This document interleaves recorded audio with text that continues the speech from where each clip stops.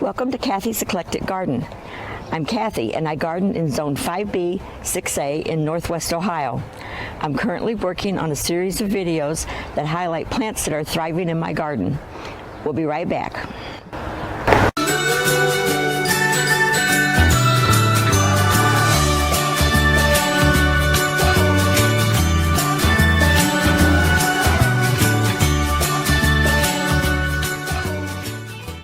Today we're highlighting Jeana Tall Phlox, or Phlox paniculata.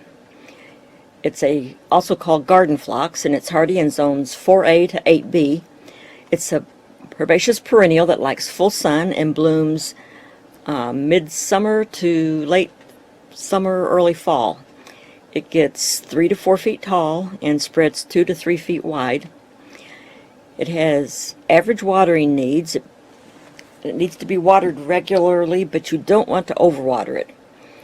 You can also deadhead it to prolong the blooming. It likes well-drained but moist soil. You can propagate it by dividing the root ball or by stem cuttings, seeds, or direct sowing outdoors in the fall. If you allow the pods to dry on the plant, you can break them open to collect the seeds, or you can leave them on the plant and they will fall to the ground and self-seed. They do need to be divided every 2 to 4 years if they're growing really well. They are suitable to be grown in containers, but they can be affected by powdery mildew and spider mites.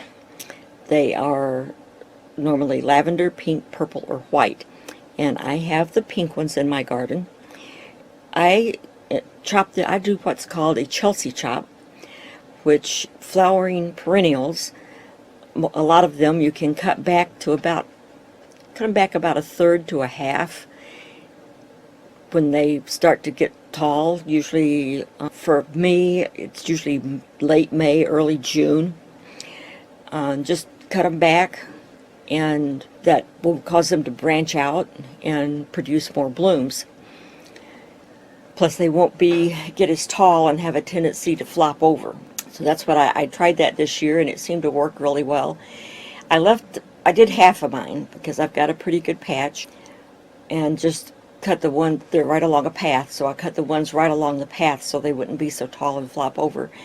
And the ones that I didn't cut back bloomed maybe a few days earlier than the ones I cut back, but the ones I cut back are blooming just as well as the ones I left go. So it won't hurt to cut them back.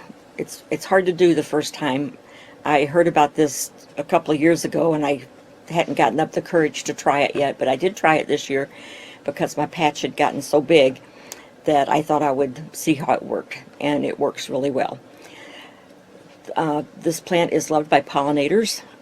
We just saw our hummingbird on it this morning. Was on it for quite a while feeding. So hummingbirds and bees like it, and butterflies. So if you want to attract pollinators to your garden, plant tall phlox.